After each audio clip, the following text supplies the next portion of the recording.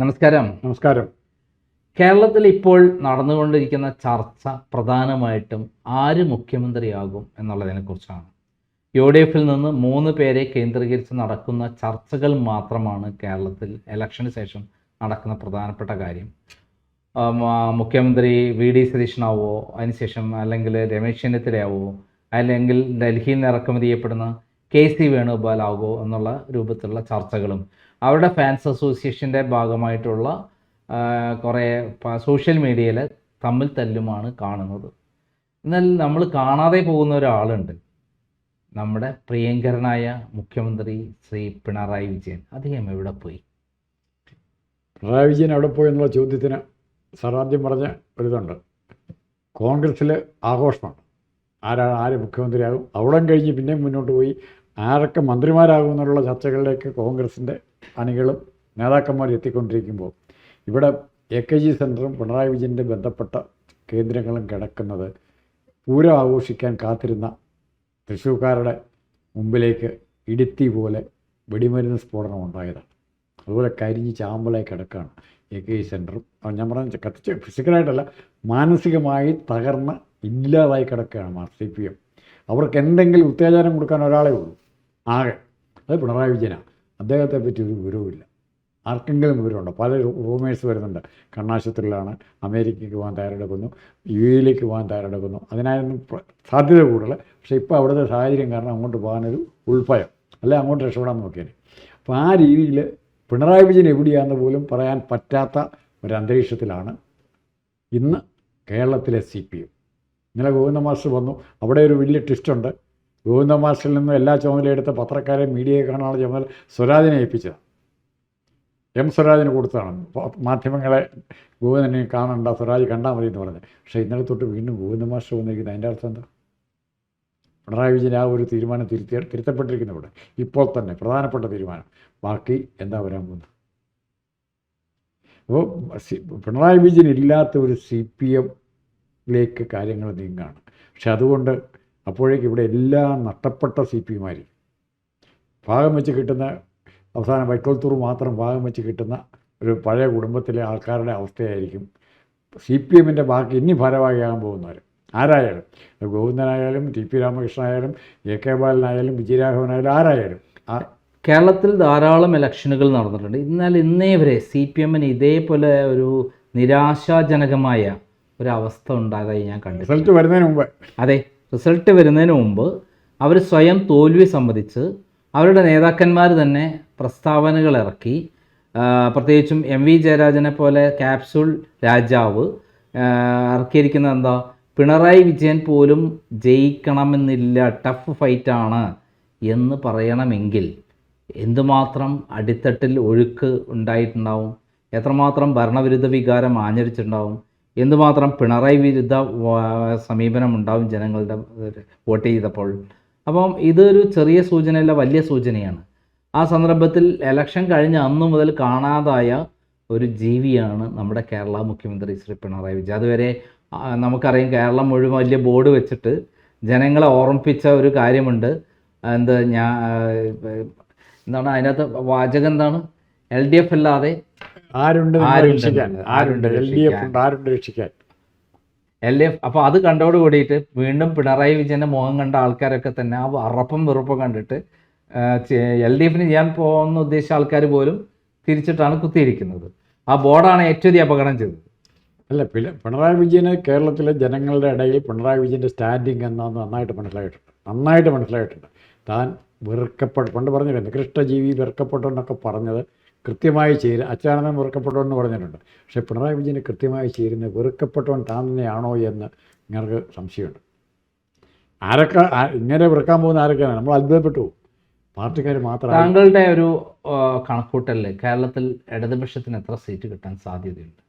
ഇടതുപക്ഷത്തിന് ഞാൻ 40 താഴെ സീറ്റേ കിട്ടും പ്രതീക്ഷിക്കുന്നത്. മാക്സിമം അത് താഴോട്ട് എത്ര വേണം. കാസർഗോഡ് എത്ര സീറ്റ് കിട്ടാൻ സാധ്യത? കാസർഗോഡ് ഒരെണ്ണം വേണം ഇടതുപക്ഷത്തിന് കിട്ടാം, ഒരെണ്ണം. ഏത് സീറ്റ്? ഉദുമയല്ല, കാഞ്ഞങ്ങാട്. കല്യാശ്ശേരി ഇല്ലേ? കാഞ്ഞങ്ങാട് കണ്ണൂരിലാണ്. കാഞ്ഞങ്ങാട്. കണ്ണൂരിൽ എത്ര സീറ്റ് കിട്ടും? കണ്ണൂർ ഒരു ഇടതുപക്ഷത്തിന് വേണം 5-6 സീറ്റ് വരും. 11 സീറ്റാണ് അവിടെ ഉള്ളത്. ഉള്ളത്. പിന്നെ അത് കഴിഞ്ഞാൽ കോഴിക്കോട് കോഴിക്കോട് 2 കിട്ടിയാൽ ഭാഗ്യം. മരുമോൻ ജയിക്കൂ, മരുമോൻ ജയിച്ചേക്കാം. യഥാർത്ഥ പിതാവ് ജയിക്കൂ, ധർമ്മടത്ത് ജയിക്കാൻ സാധ്യതയുണ്ട് ഏതായാലും. അതായത് എം വി ജയരാജൻ്റെ സംഭാഷണമാണ് ഇപ്പോൾ ഏറ്റെടുത്തിരിക്കുന്നത്. ജയിക്കാനും ജയിക്കാതിരിക്കാനും സാധ്യതയുണ്ട്. നമ്മുടെ ശൈലജ ടീച്ചർക്ക് എന്തായിരിക്കും? രക്ഷയില്ല, തോൽക്കും. അവർ അതിന് തോക്കുക. അവർ ഒരിറ്റ് കണ്ണീര് പോലും പൊഴിക്കാൻ പാർട്ടിയിൽ നിന്നാലും കാണില്ല.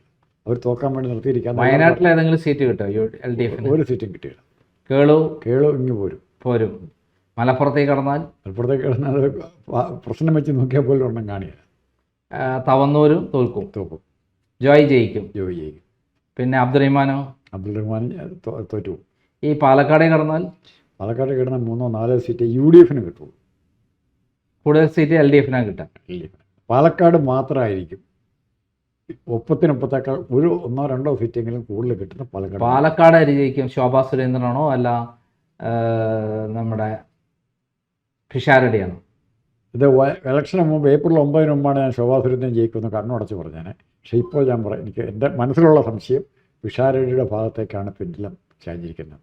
അപ്പം പിഷാരടിക്കാണ് താങ്കൾ ആ മുൻ കൊടുക്കുന്നത്. അപ്പം പാലക്കാട് 4 സീറ്റിൽ പാലക്കാടും മണ്ണാർക്കാടും പിന്നെ ഏത് സീറ്റാണ്? തൃത്താല ഉണ്ടോ? തൃത്താല എന്നീ വെള്ളറാമിൻ്റെ തൃത്താല. ചിറ്റൂരുണ്ട്. പട്ടാമ്പിയോ? പട്ടാമ്പി പറയാൻ പറ്റില്ല. കോങ്ങാട്? അതൊന്നും കോങ്ങാടൊന്നും പറയാൻ പറ്റില്ല. കോങ്ങാടൊക്കെ അവരുടെ ഷുവർ സീറ്റുകളിൽ പെട്ടാണ് അടുത്ത വർഷത്തിൻ്റെ. അപ്പം 4 സീറ്റാണ് പാലക്കാട്. 12 സീറ്റിൽ 4 സീറ്റാണ്. ബാക്കി 8 സീറ്റും LDF ജയിക്കുന്നതാണോ പറയുന്നത്? 8 സീറ്റിൽ LDF ജയിക്കുമെന്ന് പറയാവുന്നത് 6 സീറ്റ് ഉറപ്പുണ്ട്. 6 സീറ്റ്. 2 അങ്ങോട്ടും ഇങ്ങോട്ടും ആവാം. തൃശ്ശൂരിൽ കടന്നാൽ? തൃശ്ശൂരിലേക്ക് കിടന്നാൽ തൃശ്ശൂർ മറ്റൊരു അത്ഭുതം കാത്തിരിപ്പുണ്ട്. ഈ പ്രതീക്ഷിക്കാതെ ക്രൈസ്തവ ഭൂരിപക്ഷമുള്ള സീറ്റുകളെല്ലാം, കഴിഞ്ഞ പ്രാവശ്യം കോൺഗ്രസിന് നഷ്ടപ്പെട്ട ക്രൈസ്തവ ഭൂരിപക്ഷമുള്ള സീറ്റുകളെല്ലാം ഇത്തവണ തിരിച്ച് കോൺഗ്രസിന് കിട്ടും.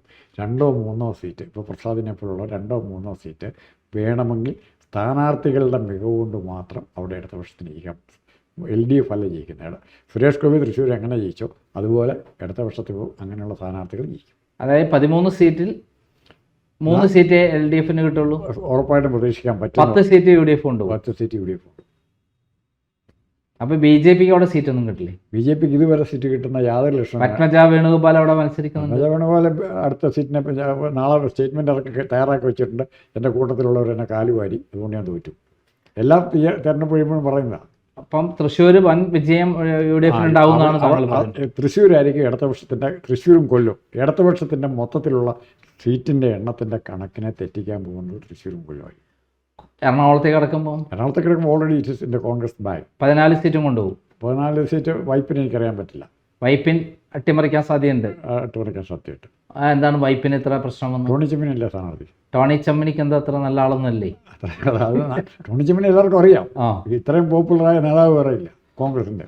ഇപ്പോൾ അടുത്ത കാലത്ത് അദ്ദേഹത്തിൻ്റെ ഭാര്യ പോലും അദ്ദേഹത്തെ വിട്ടുപോയി എന്നൊക്കെ പറയുന്ന വാർത്തയാണ് പുറത്തു വരുന്നത്. ടോണി ചെമ്മനി എല്ലാവർക്കും അറിയാവുന്നുള്ള പ്രശ്നം. ഇതെല്ലാം ഗ്രൂപ്പ് മാനേജർമാർ വീതം വെച്ച് കൊണ്ടിരിക്കുന്ന സീറ്റുകളാണ്. അങ്ങനെ കുറേ സീറ്റുകളുണ്ട്. VD സതീഷ് എത്ര ഭൂരിപക്ഷം കിട്ടും? ഒരു 18,000-നും 20,000-നും വോട്ടിൻ്റെ ഭൂരിപക്ഷം. എനിക്ക് അവിടുന്ന് കിട്ടിയത് 30,000-നും 33,000-നും ഇടയിൽ ഭൂരിപക്ഷം എന്നാണ്. പറയാൻ പറ്റില്ല. ഇല്ല. പിന്നെ കോൺഗ്രസിൽ നിന്ന് കുറച്ച് കടികൾ കൊണ്ടുപോയി. ഇടുക്കി മുഴുവൻ സീറ്റും UDF 5 സീറ്റും കൊണ്ടുപോകും. 5 സീറ്റും. അപ്പം റോഷി അഗസ്റ്റിനും രക്ഷയില്ല. കോട്ടയത്തേക്കോ? കോട്ടയത്തേക്ക് വരുമ്പോൾ 1 സീറ്റ് വേണേൽ കിട്ടും. എവിടെ? വൈക്കം കിട്ടും എന്നാണ് താങ്കളുടെ നിഗമനം. പിന്നെ ചാണ്ടിയമ്മ പറഞ്ഞത് 9 സീറ്റും ഞങ്ങൾ കൊണ്ടുപോകും. ഏറ്റുമാനൂർ വേണമെങ്കിൽ അങ്ങോട്ടും ഇങ്ങോട്ടും മാറി നിൽക്കണം. വാസവൻ ജയിക്കില്ല എന്നുള്ള നിലയിലാണ്. പിന്നെ ഉണ്ട് കാഞ്ഞിരപ്പള്ളിയുണ്ട്. വേണമെങ്കിൽ പരീക്ഷിക്കാവുന്ന ഈ 3 സീറ്റുകൾ അങ്ങോട്ടും ഇങ്ങോട്ടും ആവാം. വൈക്കം ഷുവറായിട്ടും LDF ജയിക്കുന്ന. കാരണം അവിടെ യാതൊരു സംഘടനാ പ്രവർത്തനവും കോൺഗ്രസിനില്ല. മറ്റു സ്ഥലങ്ങളിലെ പോലെ ഉണ്ടായ തദ്ദേശ ഭരണ സ്വയം തന്നെ 5,000 വോട്ടിൻ്റെ ഭൂരിപക്ഷം അതുകൊണ്ട് അവിടെ കിട്ടിയിട്ടുണ്ട്. അത് ട്രാൻസ്ഫോം ചെയ്ത് അസംബ്ലി ഇലക്ഷനിലേക്ക് വന്നപ്പോൾ ഒരു സ്ഥാനാർത്ഥിയുടെ പേരിലേക്ക് പർട്ടിക്കുലറായിട്ട് മാറ്റാനുള്ള മിഷനറി അവിടെ ഇല്ല. അപ്പം കോട്ടയം വരെയുള്ള ഇത് കഴിഞ്ഞു. പിന്നെ അങ്ങോട്ട് പോയി കഴിഞ്ഞാൽ അങ്ങോട്ട് ആലപ്പുഴ 2-3 സീറ്റ് വരെ ഇടതുപക്ഷം ജയിക്കും. 3 സീറ്റ് ഇടതുപക്ഷം ജയിക്കുള്ളൂ എന്നാണ് പറയുന്നത്. അങ്ങനെയാണ് പറയുന്നത്. 9 സീറ്റിൽ 6 സീറ്റും UDFന് കിട്ടും. പത്തനംതിട്ട മുഴുവൻ 5-5. തിരുവല്ല ഉൾപ്പെടെ. ആറന്മുള പിന്നെ ഒരു കാര്യം കൊണ്ട് പറയാം, രണ്ടാമത് വരാൻ പോകുന്ന BJP ആയിരിക്കും. ആറന്മുള രണ്ടാമത് വരാൻ പോകുന്ന BJP ആയിരിക്കും. ആറന്മുള UDF ചെയ്യും, ക്യാമ്പിൻ വർക്ക് ചെയ്യും. അപ്പം നമ്മുടെ പ്രിയപ്പെട്ട വീണമോൾക്ക് പിണറായിയുടെ അധികം വയസ്സൊന്നും ആയിട്ടില്ല, ഇനി ഒരു ചാൻസ് ഉണ്ട്, അടുത്ത ഇലക്ഷന് മത്സരിക്കാൻ ചാൻസ്. പിണറായിന്റെ വീണമോൾക്ക് എന്ത് ചെയ്യും? എന്താ സംഭവിച്ചാൽ ഹെലികോപ്റ്ററിൽ പറന്നെത്തുന്ന ആളാണ്. ഉണ്ണി വാവാവ് എന്ന് പറയുന്നതിന് മോളെ കണ്ണൂരിൽ പറന്നെത്തി കഴുത്തൊളിക്കിയതും പിന്നെ ആയുധം കൊണ്ട് ആക്രമിച്ച് കാണാൻ വന്നതാണ് പിണറായി. അപ്പോൾ വീണമോളുടെ ജയിക്കില്ല എന്നാണ് പറയുന്നത്. വീണമോളെ ജയിച്ച് അതാണ് ഉണ്ണി വാവാവ് എന്ന് പറഞ്ഞാൽ കരഞ്ഞുകൊണ്ടിരിക്കേണ്ടി വരും. കൊല്ലത്താണ് മുമ്പ് നമ്മൾ പറഞ്ഞ പോലെ തൃശ്ശൂർ പോലെ തന്നെ കൊല്ലമാണ് കഴിഞ്ഞ പ്രാവശ്യം ഏറ്റവും ദയനീയമായ പെർഫോമൻസ് നടത്തി 2 സീറ്റാണ് കിട്ടിയിരിക്കുന്നത്. പെർഫോമൻസ് നടത്തിയിട്ട് ഇനി തിരിച്ചു വരാൻ പോകുന്ന ജില്ല കൊല്ലമാണ്. അത് കൊല്ലത്തുനിന്ന് 11 സീറ്റാണ് കൊല്ലത്ത്. 11 സീറ്റ് കൊല്ലത്തുനിന്ന് തുടങ്ങും. ഇപ്പുറം ഇങ്ങേ അക്കരെയുള്ള ഇതില്ലേ പുനലൂർ തുടങ്ങി അങ്ങനെയുള്ള ചില സീറ്റുകൾ പോകുമെന്നുള്ളതല്ലാതെ കിഴക്കൻ പ്രദേശം ഏതൊക്കെ സീറ്റുകൾ LDFന് കിട്ടും? പുനലൂർ കിട്ടും, പിന്നെ ചടയമംഗലം വേണേൽ കിട്ടാം. ചടയമംഗലം ഭയങ്കര ഫൈറ്റാന്നല്ല പറയുന്നത്. അത് ചിഞ്ചുറാണി വെള്ളം കുടിക്കുന്നു. ചിഞ്ചുറാണി നോക്കാം, പക്ഷെ പകരം വേണം BJP കിട്ടാൻ സാധ്യതയുള്ള ചെറിയ സീറ്റുകളിലൊന്നും ചടയമംഗലം. ചാത്തന്നൂരല്ലേ BJP കിട്ടാൻ സാധ്യതയുള്ളത്? ചാത്തന്നൂരുണ്ട്, ചാത്തന്നൂരും ചടയമംഗലം. ആണോ? ചാത്തന്നൂര്, ചടയമംഗലം, പുനലൂർ, ഇതാണ് വേണമെങ്കിൽ ഇടത്ത പക്ഷത്തിന് ജയിക്കാവുന്നത്. മറിച്ച് ഇപ്പുറം കൊട്ടാരക്കര, പത്തനാപുരം അങ്ങനെയുള്ള സീറ്റുകളൊക്കെ തിരിച്ച് UDFിലേക്ക് കൊണ്ടുപോകും. അത് കൊല്ലത്ത് നിങ്ങൾ തുടങ്ങണം, മുകേഷിൻ്റെ സീറ്റിൽ നിങ്ങൾ തുടങ്ങണം. പൊളിച്ചെടുക്കുക മന്ത്രി. അപ്പോൾ തിരുവനന്തപുരത്തേക്ക് കടന്നാൽ അത് നമുക്ക് പറയാതിരിക്കാനില്ല. തിരുവനന്തപുരം നമുക്ക് ചർച്ചയ്ക്ക് പറ്റാത്ത. അതെന്താണ്? Triangular fight in the strict sense ഉള്ളത് തിരുവനന്തപുരത്താണ്. അവിടെ ആർക്കൊക്കെ എത്ര സീറ്റ് കിട്ടും? BJP എത്ര സീറ്റ് കിട്ടും? BJPക്ക് ഒന്നും കിട്ടണമെന്നില്ല. നിയമവും പറയാനൊന്നും പറ്റില്ല. കോവള ഇവിടെ കഴക്കൂട്ടോ ഇവിടെ മുരളിയേട്ടൻ നിൽക്കുന്ന സ്ഥലമാണ്. അതാ മുരളിയേട്ടനെ തോപ്പിക്കാൻ ആ കൂട്ടത്തിൽ തന്നെ രാജേഷ് ഉണ്ട് അവിടെ. ഒരു കാര്യം തിരുവനന്തപുരത്തിൻ്റെ ഏറ്റവും പ്രധാനപ്പെട്ട രസം എന്ന് പറഞ്ഞാൽ ഇപ്പോൾ അവിടുത്തെ നമ്പർ 1 നേതാവായിട്ട് VV രാജേഷ് മാറിയിട്ടുണ്ട്. അത് VV രാജേഷിനേക്കാൾ മുകളിലൊരു കൊള്ളാവുന്ന MLA ഉണ്ടാകുക എന്നുള്ളത് ഒരിക്കലും ശ്രീലേഖ ജയിക്കില്ലേ? പ്രയാസം. ശ്രീലേഖയ്ക്കെതിരെ കേസ് എടുത്തിട്ടുണ്ട്. ഏതൊരു വർഷം മുരളിയാണ് പോടാ പുല്ലേ പോലീസ് അങ്ങനെ കേസ് എടുത്തിട്ടുണ്ട്. അതൊക്കെ ഇവിടുത്തെ പബ്ലിസിറ്റി സ്റ്റാർണ്ടെന്നുള്ളത് അതിനപ്പുറത്തേക്ക് ആ കേസിന് അർത്ഥമില്ല. മുമ്പത്തെ DGP ആണ്. ആയിക്കോട്ടെ, നാളെ കോൺഗ്രസ് UDFിൻ്റെ കാൻഡിഡേറ്റ് ആകാം. പത്മജ തിരുവനന്തപുരത്ത് 14 സീറ്റിൽ എത്ര UDF നേടും? UDFിന് 4 സീറ്റ് പുള്ളി പ്രതീക്ഷിക്കണം. സ്ട്രോങ് ആയിട്ട് പറഞ്ഞ 4 സീറ്റ് പ്രതീക്ഷിക്കും. ഏതൊക്കെ സീറ്റ്? ഞാൻ ആദ്യം ഫസ്റ്റ് കൊടുക്കുന്ന വട്ടിയൂർക്കാവ് കൊടുക്കും, തിരുവനന്തപുരം കൊടുക്കും, ശിവകുമാറിൻ്റെ സീറ്റ് കൊടുക്കും, അരുവിക്കര കൊടുക്കും, പിന്നെ ശബരിനാഥിൻ്റെ കിട്ടിയില്ല അങ്ങനെ നിൽക്കുന്ന നേമത്ത്, പിന്നെ കോവളം ഇങ്ങോട്ട് മാറിയുള്ളത്. അത്രയും ആ സീറ്റുകളെല്ലാം കിട്ടും. തീരപ്രദേശവുമായിട്ട് ബന്ധപ്പെട്ട സീറ്റുകൾ ഇത്തവണ നാടാർ ഭൂരിപക്ഷം. അപ്പം പിണറായിക്ക് ഇപ്രാവശ്യം ഭൂരിപക്ഷം കിട്ടില്ല ഒരു വഴിക്കും എന്നാണ് താങ്കൾ ഭൂരിപക്ഷം ചോദിക്കുന്ന ഒരു ചാൻസ് ഉള്ളപ്പോഴാണ് ഒരു മത്സരം ഉണ്ടെങ്കിൽ 40 സീറ്റ് വരെ കിട്ടാമെന്നേ പറഞ്ഞുള്ളൂ. 40 സീറ്റൊന്നും കിട്ടുന്നില്ലല്ലോ ഇപ്പോൾ. കിട്ടുന്നില്ല, അതിനി ഒപ്പിച്ചെടുക്കണം. അത് ഇനിയിപ്പോൾ പിന്നെ ഒരു വാർത്ത, പിണറായിക്ക് ഏക ആശ്വാസകരമായ വാർത്ത, ഉറക്കത്തിൽ കേട്ടാലും ഒത്തിരി സ്ഥലത്ത് സ്ട്രോങ് റൂം തുറന്നിട്ടുണ്ട്. BJPക്കാരായിരിക്കും അവരായിരിക്കുമല്ലോ തുറക്കുന്നത്. അവരെന്തെങ്കിലും സഹായിച്ചു. പിണറായി എവിടെ പോയി എന്നുള്ളതിൻ്റെ ഇതാണ് ഇപ്പോൾ കേട്ടുകൊണ്ടിരിക്കുക. പിണറായി അമേരിക്കയ്ക്ക് മുങ്ങും എന്നുള്ളതാണ് വാർത്ത. അല്ലേ, 4-ാം തീയതി ഒരു 11 മണിയാകുമ്പോൾ ജാതകം പറയും.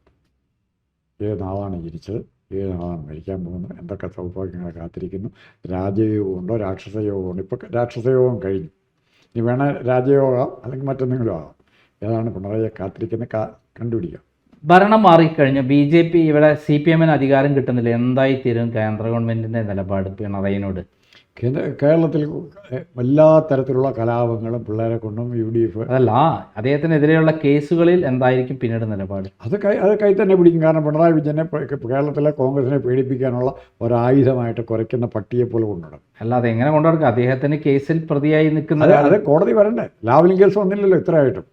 അല്ല, മറ്റുള്ള കേസുകളിൽ അവിടെ എൻ്റെ സംശയം, എൻ്റെ ഒരു ചോദ്യം, മറ്റുള്ള കേസുകളിൽ കേന്ദ്ര ഗവൺമെൻറ് ഇമ്മീഡിയറ്റ് നടപടി എടുക്കുമോ? ഭരണം നഷ്ടപ്പെട്ട പിണറായിനെ അവർക്ക് ആവശ്യമില്ലല്ലോ. ഉണ്ട്, ഇവിടെ കുഴപ്പമുണ്ടാക്കണ്ടേ? പിണറായിയുടെ ആശ്രയ പോലുള്ള പിള്ളേരൊക്കെ കൂടെ നിൽക്കല്ലേ, എന്തിനും ചെയ്യും. അപ്പം ഇവിടെ കുഴപ്പമുണ്ടാക്കും. പിന്നെയും ഇവിടുത്തെ കേരളത്തിലെ കോൺഗ്രസ് ഗവൺമെൻറ്. മോൻ എന്തിനാണ് ഗുരുവായൂരത്തി? ഇപ്പോൾ മോന് ഗുരുവായൂരത്തെ സ്വപ്നത്തിൽ കണ്ടതായിരിക്കും. ഉണ്ണികൃഷ്ണനെ കണ്ട് മേൽപ്പത്തൂർ അല്ല, അദ്ദേഹം ഒരു ഭക്തിയുള്ള ആളാണെന്നും വിശ്വാസിയാണെന്നും BJP-യിലേക്ക് പോകാൻ യാതൊരു തടസ്സവും ഇല്ലാന്നും വെളുപ്പിക്കാൻ വേണ്ടിയിട്ടാണോ? വില്ലുമംഗലം രാത്രി കണ്ടെന്ന് പറഞ്ഞാൽ, സ്വപ്നത്തിൽ കണ്ടെന്ന് പറഞ്ഞാൽ. അല്ല, എൻ്റെ ചോദ്യം, പിണറായി എന്തായാലും അപകടത്തിലാണ്. അച്ഛനെയും മോനെയും രക്ഷിക്കാൻ, കുടുംബത്തിനെ രക്ഷിക്കാൻ അദ്ദേഹം നേരെ BJP ചേരുക എന്നുള്ള ലക്ഷ്യത്തോട് കൂടിയിട്ടുള്ള ആണോ ഗുരുവായൂർ പോയത്? ഇനി അവർ BJP ചേരേണ്ട ആവശ്യമുണ്ടോ? ഇപ്പൊ തന്നെ അല്ലേ, ഓൾറെഡി അല്ലേ? അല്ല, ഔദ്യോഗികമായി ആണ്, പക്ഷെ നിയമപരമായിട്ടല്ലല്ലോ. ഔദ്യോഗികമായി പ്രഖ്യാപിച്ചതിന്റെ കയറുന്നു കഴിഞ്ഞാൽ പിന്നെ കേസൊന്നും ഉണ്ടാവില്ലല്ലോ. അല്ല, നിയമപരമായി കഴിഞ്ഞാൽ ഇപ്പോൾ കേസ് വന്ന ബാധ്യത മുഴുവൻ അവരുടെ പടലേക്ക് വരികയില്ലേ? BJP-ക്കാരൻ കള്ളത്തരം കാണിച്ചൊന്നും വരികയില്ല. അതിന് പകരം പിണറായിയെ പേടിപ്പിക്കുകയും ചെയ്യും, ആരോപണം ഇങ്ങനെ കിടക്കുകയും ചെയ്യും. ഇപ്പം എന്തായാലും നമുക്ക് കൺക്ലൂഷൻ നടത്താം. LDF-ന് വലിയ തോതിൽ തിരിച്ചടി കിട്ടും. പിണറായി മുങ്ങും. നമുക്ക് പുറമേക്കാവുകാരുടെ കൂടെ പൂരം നടത്താൻ നിൽക്കാം. പിന്നെ മോൻ BJP-ക്ക് പോകും. അത് ഏത് സമയം സംഭവിക്കാം. ആ സുരേഷ് ഗോപി പേടിക്കണം. ഓക്കെ.